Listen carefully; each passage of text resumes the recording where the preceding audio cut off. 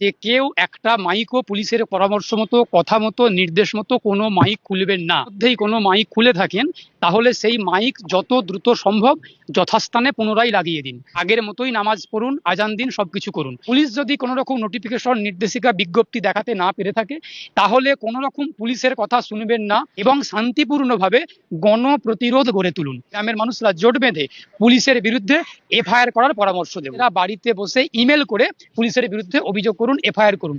তারপর বাকি কাজটা আমরা আইনজীবীরা করে নেব। পশ্চিমবঙ্গের বিভিন্ন প্রান্ত থেকে, বিভিন্ন জেলা থেকে যে পুলিশ জোরপূর্বক বেআইনি ক্ষমতার অপব্যবহার করে, বল প্রয়োগ করে বিভিন্ন মসজিদ থেকে মাইকগুলোকে খুলিয়ে নেওয়ার চেষ্টা করছেন এবং খুলে নেওয়ার নির্দেশ দিচ্ছেন, কোথাও কোথাও খুলিয়েও দিয়েছেন।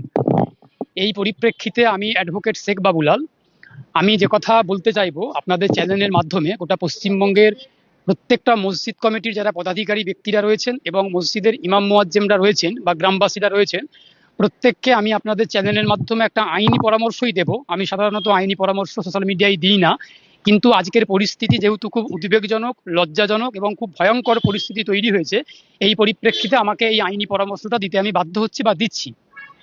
সেটা হলো কি, পুলিশ যদি কোনো রকমভাবে কোনো মসজিদ কমিটিকে গিয়ে মাইক খুলে নেওয়ার কথা বলে থাকেন এবং নির্দেশ দিয়ে থাকেন, তাহলে আমি সেই মসজিদের ইমাম মুয়াজ্জেম এবং সেই মসজিদ কমিটির পদাধিকারীদেরকে বা গ্রামবাসীদেরকে পরামর্শ দেব যে কেউ একটা মাইকও পুলিশের পরামর্শ মতো, কথা মতো, নির্দেশ মতো কোনো মাইক খুলবেন না।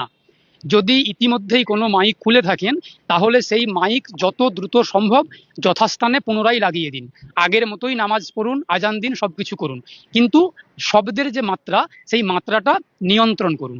এখন দেখুন, একটা বিষয়, মাইকে কতটুকু শব্দ হতে পারবে, মাইকে কতটুকু শব্দ ব্যবহার করা যাবে, সেই সংক্রান্ত নির্দিষ্ট বিধান, নির্দিষ্ট ফতোয়া, আইনি বিধান আইনে পরিষ্কারভাবে বলে দেওয়া আছে।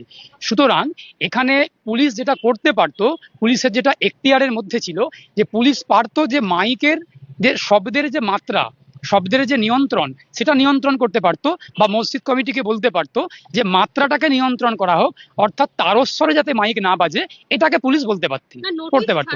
কিন্তু এই ক্ষেত্রে যেটা আমরা দেখছি যে পুলিশ কোনো রকম ভাবে সরকারি নির্দেশিকা দেখাতে পারেনি, সরকারি নির্দেশিকা ছাড়াই এগুলো করছেন।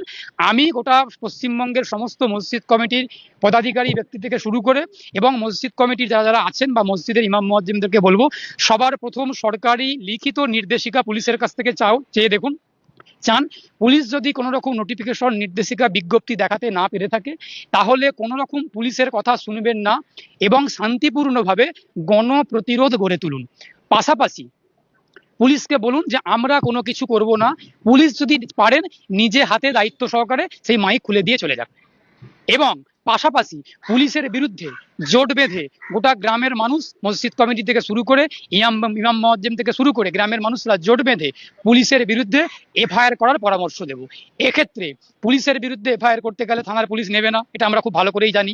খুব ভালো করে আমরা জানি, মামলা করতে গিয়ে আমাদের খুব ভালো অভিজ্ঞতা আছে যে পুলিশের বিরুদ্ধে মামলা করতে গেলে পুলিশ কোনো রকম এফআইআর নেয় না। সেক্ষেত্রে আমি আইনজীবী শেখ বাবুলাল এই পরামর্শও দেব যে পুলিশের বিরুদ্ধে যদি কোনো রকম এফআইআর করতে চান, সেটা থানাতে গিয়ে সশরীরে যদি দিতে নাও পারেন তাহলে নিজেরা বাড়িতে বসে ইমেল করে পুলিশের বিরুদ্ধে অভিযোগ করুন, এফআইআর করুন। তার